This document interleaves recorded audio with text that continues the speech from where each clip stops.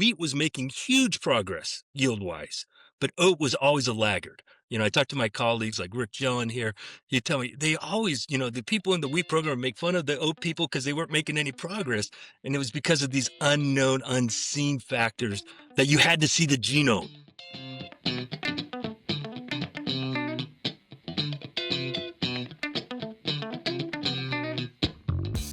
Hi, everyone. Ivan here from Phase Genomics, hosting this episode of the Uncultured podcast. Today, I'm joined by Dr. Jeff Maughan, who is a professor of genetics and plant wildlife sciences at Brigham Young University, BYU. So Jeff and I have been working together for many years on many different projects. He works on some really cool plant genomes.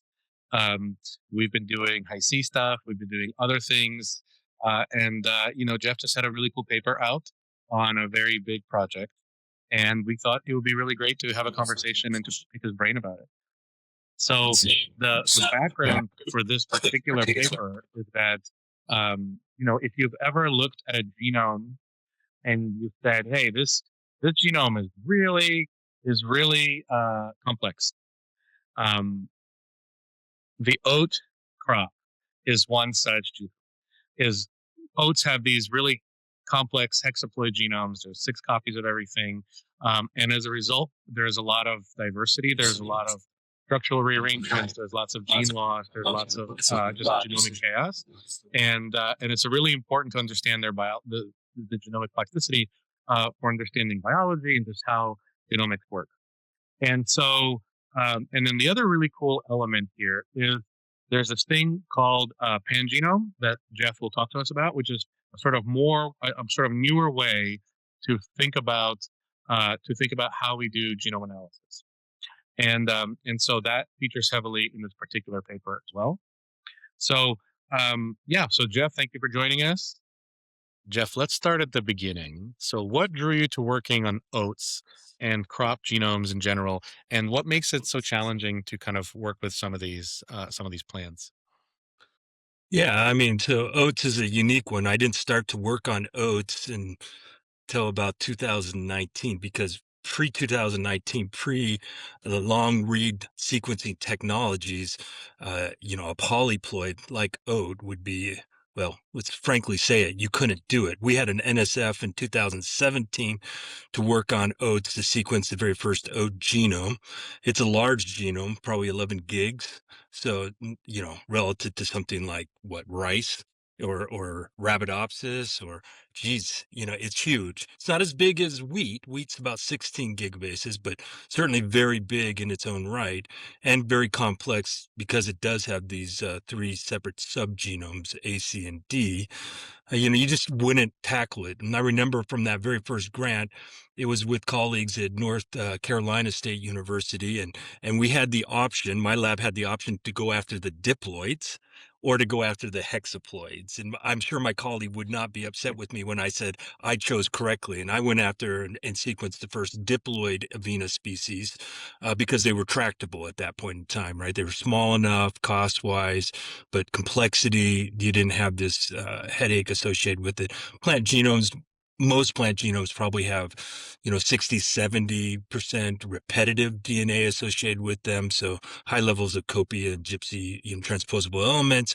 They're just hard. And so it really wasn't until, that 2019 period where you see hi-fi reads starting to come out, some of these Oxford nanopore long read technologies starting to populate the atmosphere, the sequencing environment, that we said, hey, maybe this is actually possible. Everybody told me it wouldn't work, that we couldn't take hi-fi reads and actually, just naturally subdivide, and assemble, separate context or separate subgenomes together.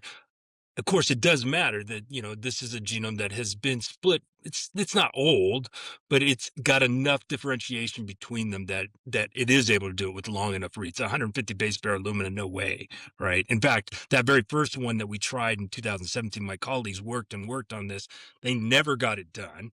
It never came together. I redid it for them in about a week and a half on Hi-Fi, and it came together in 2022, right? So, I mean, it's doable now, not then. So that's, Yeah. and the motive was, of course, we were interested in orphan crops in my laboratory. So not only do I work on oats, but I'm working on some crazy other crops from Latin America. And so oat it had its highlight during the horse age of, the US, if you would think about that, where we were growing oats for feed, certainly not for food in that period of time. And then after you have the introduction of the automobile, early 1900s, you really see a decrease in acreage of oats. And so while most people know what oats are, you still would say the amount of spending on oat, the amount of acreage on oats qualifies it kind of as an orphan. And so I was interested in these orphan crops from the get-go, and so oats kind of fell into that bin, if you would. And so when a project came open, I was like, "Yeah, let's." Then I knew that we could actually do it. I said I'd be happy to help out on the genome sequencing of these lines. And I can testify to that because we started Phase. You were one of our first clients, right? So this Yeah. was back in the day before Hi-Fi, and so I remember the nightmare that it was to try to assemble, even simple genomes. We came out with Hi-C. I spun out, me and my co-founders. We spun out Phase because we saw that you can use Hi-C to basically put together full chromosomes, and at the time that was incredibly difficult for non-model organisms if you didn't have genetic recombination maps and that kind of stuff. Um, but I just remember there was a time when people would throw everything they could to try to get a genome together, like 5, 6 different technologies. Um, and Yeah, then, remember back-to-back sequencing? You'd yeah, make artificial libraries, and then you exactly. would try to sequence those and tile Yep. those, and Mate it pairs, was optical impossible. mapping, It was expensive. yeah, well, all sorts of like cosmids and things, Mhm. yaks, like, and so, um, and then there was this period when the long read technologies kind of hit, um, hit sort of this renaissance, let's say, like with Hi-Fi, with some of the ONT stuff, and suddenly you could just say, no, no, you just need this one thing, and then you throw the Hi-C data on it, and you get a genome, and people didn't believe it for a long time. Like, for a long time, they were like, "Well, what if I did a little bit of this and a little bit of that?" And we're like, "No, no, like, take that out. I swear to God, like, it'll be better and faster if you do fewer things," and sort of like Well, that. you remember that we started off in PacBio on their first machine, the RS2 machine, Mhm. and they'd give you long reads. We were going after these super long reads that would be 30 KB, but they'd be chock full of error. Yeah, And we couldn't get those things to assemble. It turns out you just need 15 KB, yeah. 20 KB reads that are high fidelity. That solves your Right. problem That was here. that was an interesting counterintuitive thing, that reads could be Yes. shorter, but the quality mattered more than the length. Like, if they were really high quality, a lot of these genomes just zip together, and the difference was huge. And so, yeah, we do so many of these things now, like, just kind of like, it's been rewarding for me to see, something that was esoteric and difficult and crazy. Suddenly, it's kind of like, there's many more of these things now. It's just kind of Yeah. Well, I wrote a run of the paper mill, with but like, that's the standard now. And so, Yeah, remember uh, that paper I wrote back in the day on the very small plant genome from amaranth, mhm. and we were using, these original alumina reeds, and we made all. It was very difficult. You really did have to have an artistic eye to look at juice box and understand, because everything was so small. N50s. Remember the day when N50s of a million base pairs meant you were like the guru of the science, and Now it's nowadays our minimum cutoff. We won't take yeah, it it's beyond like, that. "What? You don't get to 1,000,000? What's wrong Yeah. with your No. sequencing's bad," you know? Yeah. Yeah. No, totally. And yeah, it's just such an interesting world. The other thing that was interesting is, when we back in those days, when you wanted a reference genome, you wanted something that was as homogeneous as possible, because if you had heterogeneity, it just suddenly became crazy difficult to assemble, because you had two different copies you had to figure Yeah. apart. And now it's almost the other way around.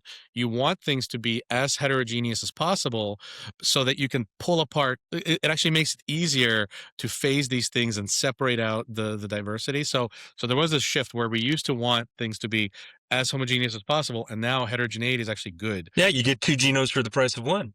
Yeah, That's the way we look at right. it, Thank you. You're selling for us.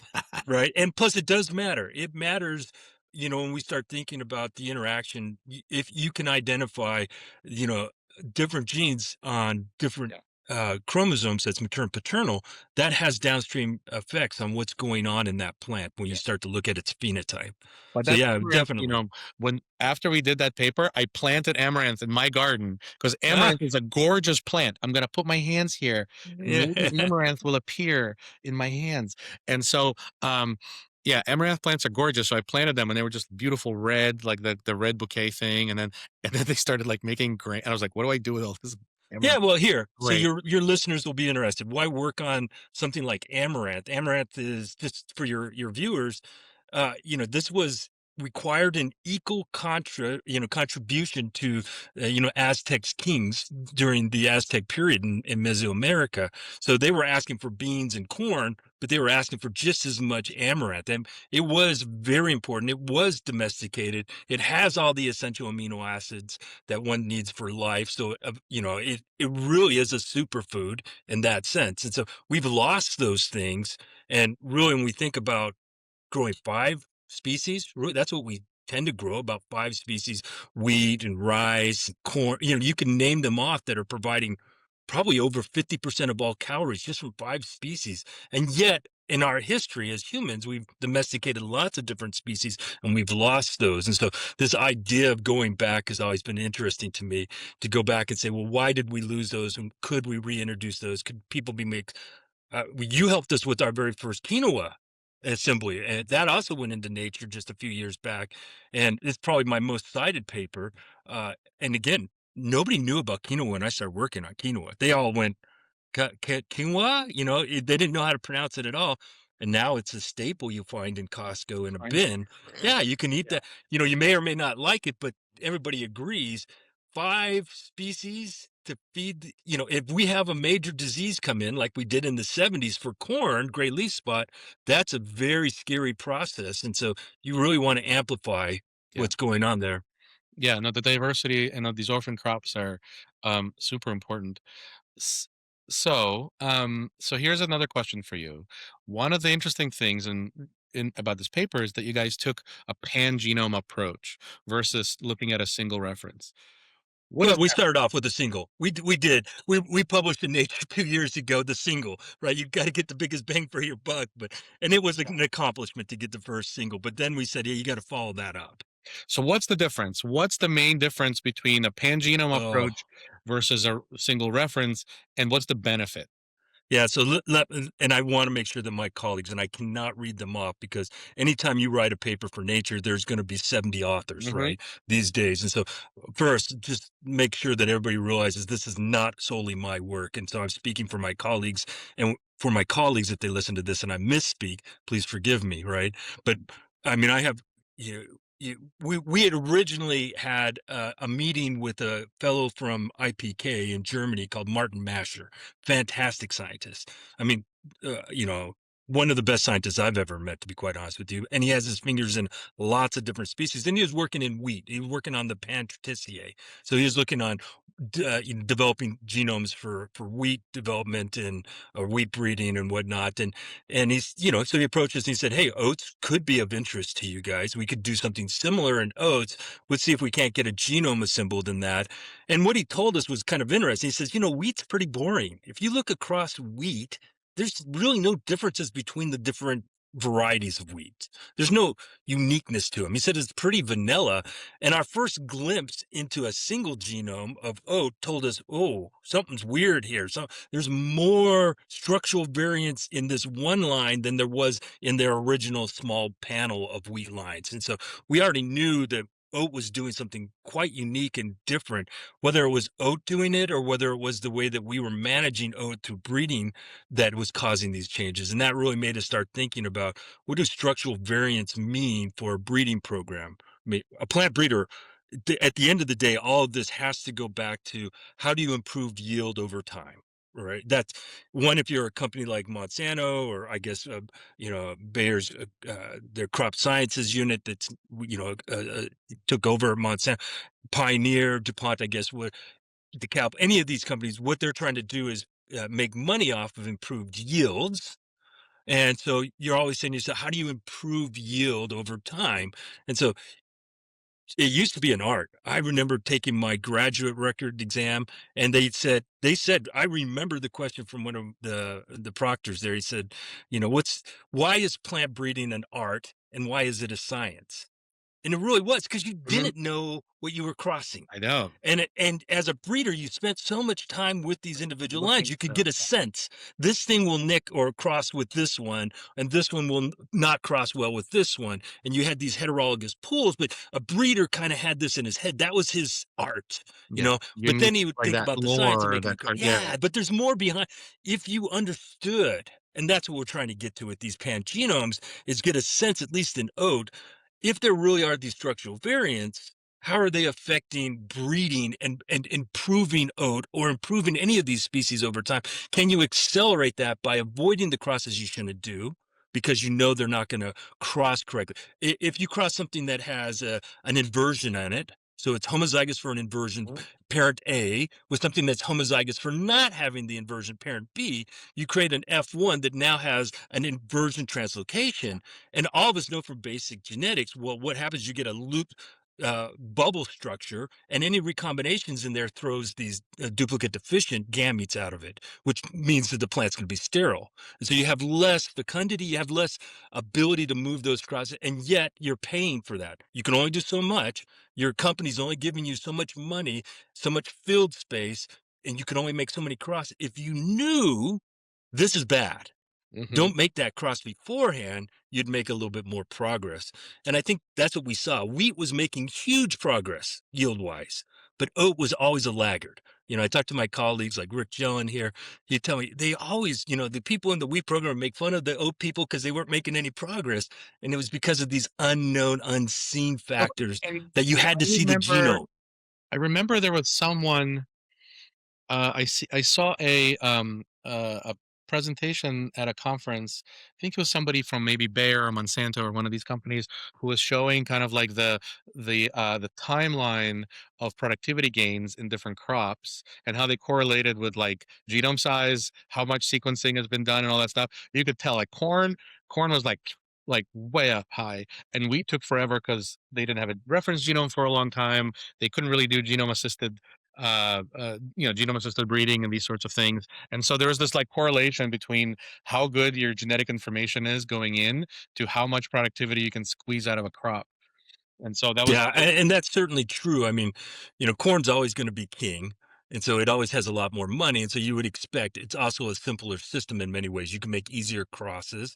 You have a separation in where the sex organs are, the tassel on the top. So making a cross is a much easier thing than say in wheat, where you have these complete flowers and you have to open up the flowers and demasculate them or emasculate them and make that. So corn is definitely an easier process to work with. So that helps, but its genome's much simpler, right? yeah. Versus nobody wanted to tangle with redwoods because they had I know massive we certainly genomes. try to Yeah. stay away from them as much as we Yeah, you want to stay you nobody wanted to work on an auto polyploid like hay, like alfalfa, can. something like that. Mhm. You didn't want to work on those because it was just going to be redwoods, you're not gonna get an F1 for Yep. 28, an F2 population for 28 years or whatever it takes for that. And then with, something like, alfalfa, the genomics is just crazy, because you get these tetravalents instead of bivalents being formed, and it was mind-boggling to how to figure out the genetics of that.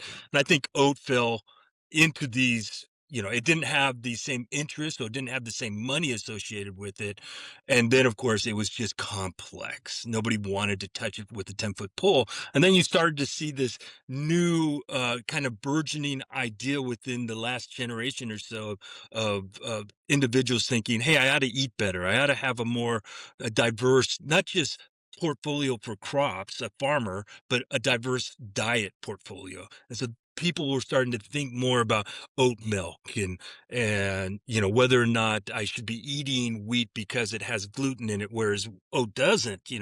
There were this new interest in other foods to complement what people thought was healthy, and certainly oat is healthy, and that's why people use it as some of these other crops as Yeah, well. yeah. Well, I remember we did alfalfa at some point too. So one of the things that was exciting to me, and maybe you can comment on this, is when we first took the high C tech out into the genome assembly space, it made a lot of these things that were impossible possible. How do you feel like it has helped you guys, get Oh, where you are today, and like what it effect it had on the field? yeah, I mean, so if you were to read the Nature paper for the oat work, just to focus on that for a minute, what you find out is there are some very common structural variants that are out there. Translocations between two chromosomes that are bound in a number of lines. And so you've already bifurcated the germplasm pool. So if you understood that, you could make better decisions. But more importantly, perhaps than that, is that you see inversions and other things that are happening at inversion sites. What you have is reduced recombination. And so studying and understanding what's happening at these structural variants. The structural variant's interesting because it does have meiotic effects downstream in just producing the next generation, but also understanding what it's doing to recombination and crossing over is important because we've identified multiple structural variants that are related to things that are important for yield. Why is that? It's probably because it's suppressing recombination, it's keeping linkage blocks together, and those are moving together and then being selected for. And so it's not so much the structural variant, but it's the effect of the structural variant that's important to the breeder. And so he inadvertently, we do a retrospective look at these things and we say, why is this happening? And then we can take, years of data. I think in the paper we looked at data from 2017 to 2025 or something like that in Australia. And we said, is there a difference in yield for this inversion? And you would say, well, if the inversion wasn't doing anything, you would see, it's a multi-year, multi-field, hundreds of data points that are involved in this. I mean, good, breeding data points, and you see these differences. Something lays behind that. And of course, you layer on that just our own QTL type studies where you see genes that are involved in flowering time or genes that are involved in, dwarfism. And you see that they're in proximal location to these structural variants. They're telling you something, at least in oats, that you may have inadvertently caused haplotypes, linkage blocks, and that those are moving together. And you have positive ones and you have negative ones. And breeders have inadvertently, through their art of breeding, selected for them. And we see that now. Hmm. I think the other interesting one in the paper that people should appreciate is that some of the mutations, the structural variants that we see, we've gone back and we said, where did this come from? When did this happen? Can we see this somewhere in its ancestry? And so there's really good records in breeding companies, and you could track back this thing over time. One, you couldn't do this before, but having a full genome, a structural set of blueprints, you could identify where the breakpoints were, and you could develop pretty easy genetic markers on either side of those breakpoints. And of course, it breaks the PCR if they have the translocation, and then PCR still works if it doesn't. So you could actually test, and you could look at the parents and then the grandparents and the grandparents, and then all of a sudden you hit something and you go, hey, that's an interesting line. That's a very famous line. This line was used in mutagenesis. Hmm. And when you look at the parents of that line, it's not present. So now you know where this happened and why. And Hmm. if nothing else, like I guess for me, the take home of the paper is we used to always think about breeding as a narrowing. Like you start off with wild materials and you have, the diversity pool is huge. There's just alleles, and then you squinch down to land races. Then you squeeze that down further to the breeding lines that people are using. And we all think, oh, we're losing the diversity and we need to go back to this. And that's true. You do definitely need to go back to it.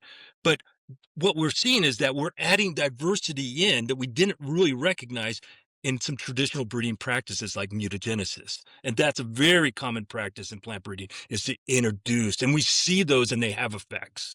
The other thing, of course, I would say is the paper showed definitively that breeders had been using wild materials, even diploids, crossing them to the hexaploids and then doing embryo rescue on that and reconstituting what we think of as the hexaploid, but now having these heterologous chromosomes, these wild chromosomes in.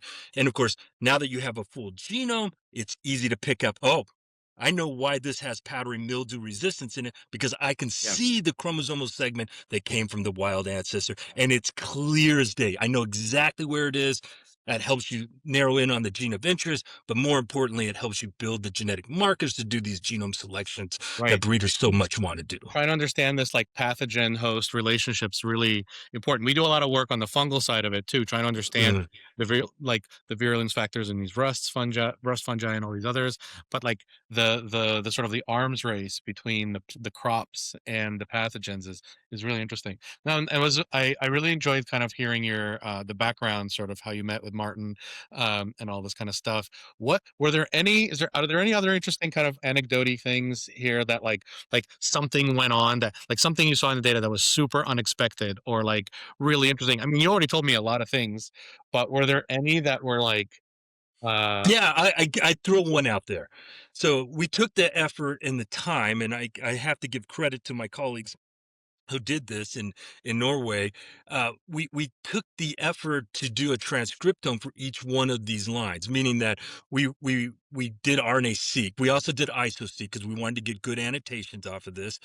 But so having iso-seq, by the way, we talked earlier about what technologies really are changing things. Having RNA-seq data, you could get reasonable annotation gene models, but they were often broken. They're not. You should always be, even with good data these days, always be wary of an annotated genome because it's an automated pipeline. Your viewers should recognize that. But more importantly, the iso-seq certainly cleaned things up because we were getting full-length cDNAs, transcripts out of that. But we took the time to also do the RNA-seq experiment in each one of these and built a gene atlas, meaning we were taking it from various parts of the plants, roots, stems, seeds, right, flowers, whatever it may be.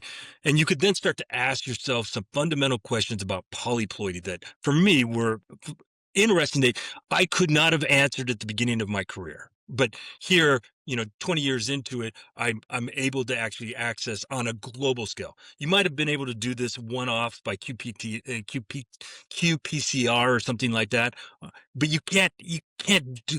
So we did all that. We have all the replicated data, and now you could ask yourself, what is happening with each one of these genes and their expression in their different subgenomes, right? Because the subgenes are homologous in that sense, right? They all have the same genes. And so you could say, okay, I find gene A here in subgenome A. I find the same gene A in subgenome C and the same subgenome in subgenome D. Has the evolution, the polyploidization event changed the expression? Meaning, was there neofunctionalization occurring? Right? Was there gene loss? Why do you need three? The diploid works just fine. It looks like wheat or oat. Everything's. So what happens over time when these evolutionary events occur, like polyploidization? So we were able to find, what we called triads, where you had the gene was present in all three subgenomes, and you could ask yourself the question because you had the RNA-seq: did you see down or up regulated, events occurring in these transcriptomes? And in the most cases, they were balanced. They were all still on, all still working. But when there was a difference, what you saw was, hey, if you lost the A subgenome, which is very closely related to the D subgenome, if you look at the evolution of these, what you had was C and D went together first, maybe 5 million years ago. I probably got that a little bit wrong. And then you had the A subgenome come in, but A and D are close. If you lost the gene in A, it would be picked up again in D. D would go up as if the transcription factors that would still be present because they're elsewhere. You lost the gene. You didn't lose the transcription factors Right. that were present in the A subgenome. They would still recognize the gene on the D subgenome and turn it on. And so you got this complementarity occurring between the A and the D subgenome, but not with C because C's old. So you Mhm. lose it in C, there's no transcription factors, it doesn't do anything, you just lost it. And so you're starting to see this uniqueness of these separate subgenomes as they specialize and over time. And that was interesting to me because you had so much evidence of these things occurring because you could look at so many different genes out there. You really are providing the basis now for future genetic work, let alone eventually we'll get to, we don't have a pan graph assembly because they're very difficult to do. But those types of assemblies will allow breeders to look at not across the set, but at one single analysis to understand the total genetic diversity that's out there. Just lots of really cool stuff Mhm. because you spent the time and the effort to do it right. Yeah. So So Jeff, you've done so many genomes and so many reference genomes, pangenomes. If somebody, what would your advice be to someone who is just starting out? Like maybe it's a student or someone who's about to who says, "Hey, I have an interesting organism. I want to do a genome and or genomics or pangenome." What would your advice be, kind of how to get started? Yeah, I mean, so one, don't be scared of genome sciences anymore. You know, when you were doing it back in the day when I first met you at those Santa Fe, remember? That's where I met you.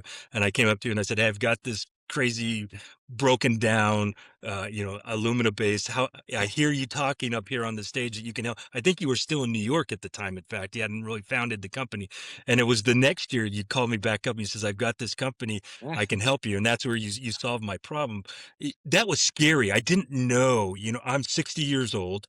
So I missed the whole computer age, but kids these days are pretty smart and they're computer savvy. And I was worried about, you know, entering into a field where my computer skills weren't good enough. I think that's not important anymore. You shouldn't be scared of this. Yeah, you run things on a supercomputer, but with a little bit of training, those are easy to do nowadays. Don't be scared of it. And then two, we spent $50,000 per oat genome to get it through to where we wanted it. That seemed like nobody could do these things because they cost too much money.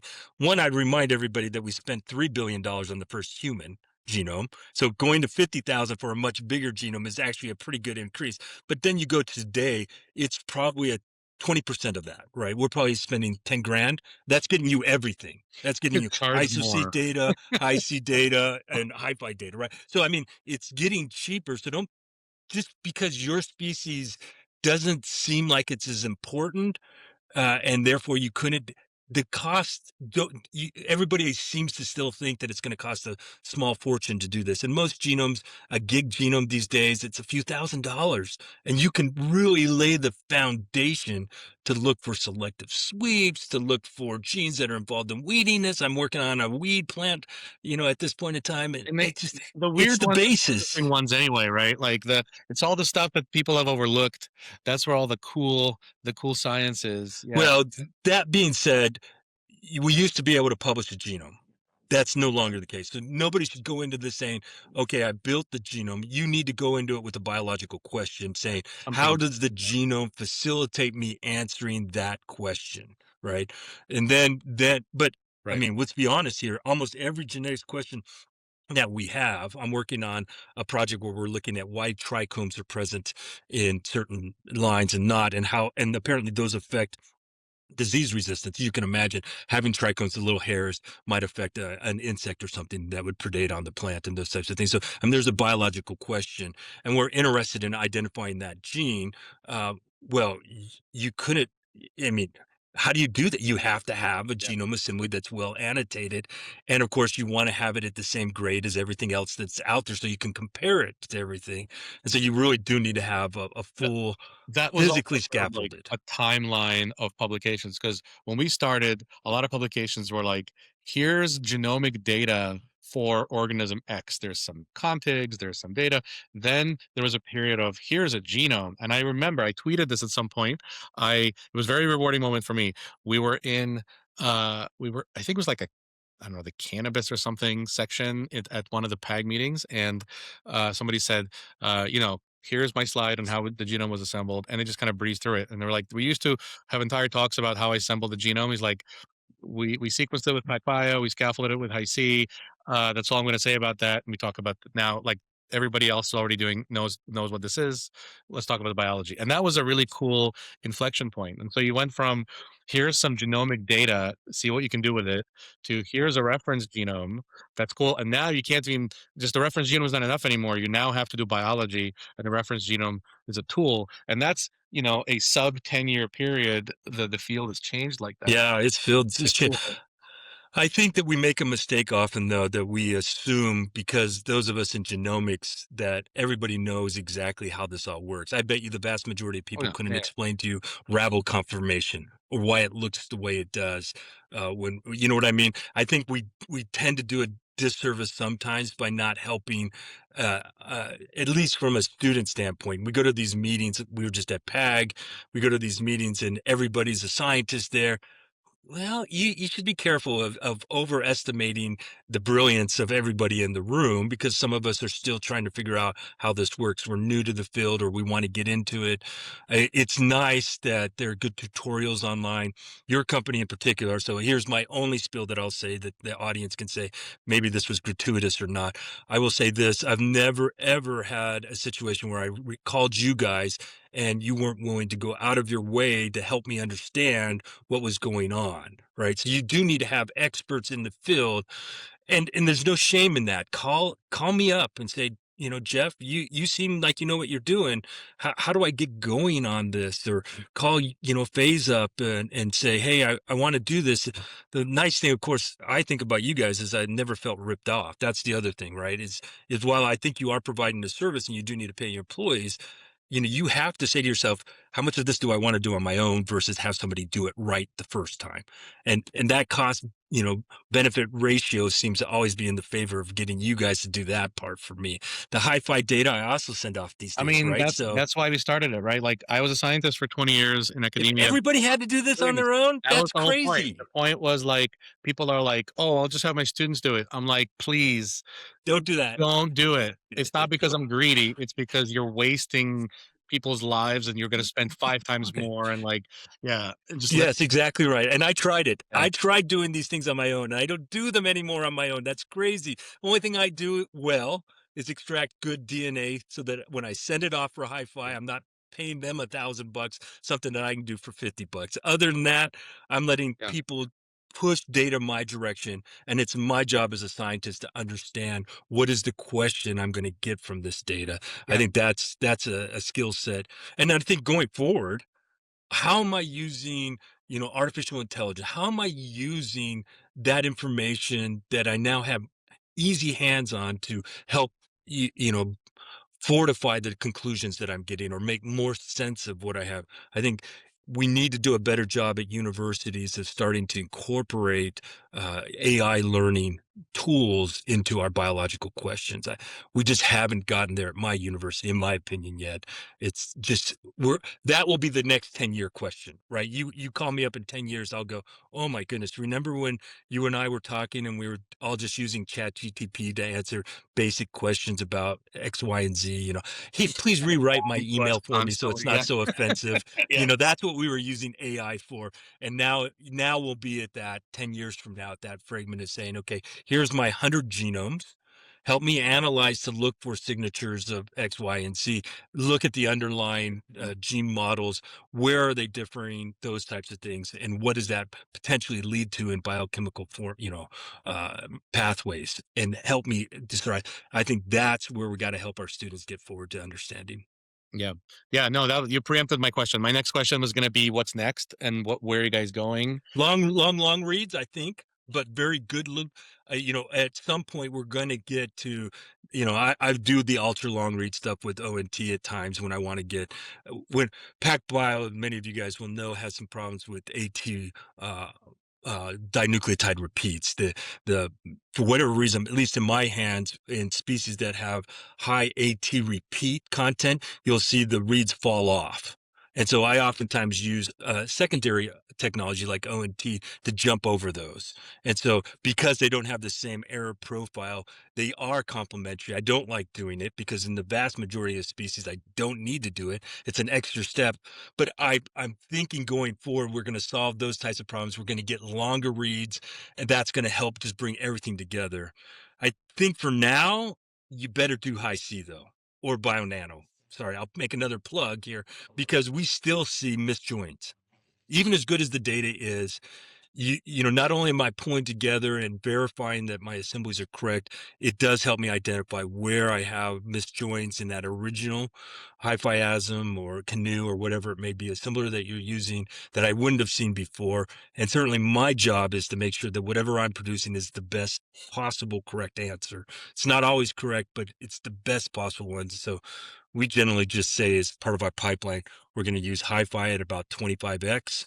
We're going to then use high C to pull it all together and verify that everything looks correct, and then move on from that direction into ISO-seq data for annotations. Yeah. Super cool. Jeff, thanks again. This is a great conversation. Where One of the things I like to ask people is just a fun fact. I like to, because I'm a creature of chaos. So I want to know, what is your favorite, like, scientific guilty pleasure? Scientific guilty pleasure. Maybe something naughty that you like to do. Ay, boy, I'm not sure I have, Stretch parafilm for no reason. yeah, rip parapils, something I like to do. You know, I am still amazed every time I do a DNA extraction, and in the last step, I see the DNA come out. I'm Mhm. still that is a guilty pleasure of mine that and and if I'm honest with you, every now and then I discover something, I'll be looking for a gene of interest and in my QTL segment, there's an obvious candidate. I mean, like an obvious candidate that when I've looked up, I see in other papers, people are saying, this is involved in the trait you're working on. I go, and I say to myself, I'm not telling anybody for a day, Mhm. 2 days. Yeah, I sit that's on the knowledge, and it's a guilty pleasure saying, I'm the only one in the world who knows this about this today. that's very inspiring. I was gonna be like, "I trick my students into doing whatever." Like, yeah, okay. That's I'll accept it. Eh, Well, hey, thanks so much, and, where can people follow your work? Anything you wanna plug? Uh, cool new consortium or other type projects going on? yeah, I mean, just do a quick Google Scholar of me. You can see, of course, all the work that we're doing.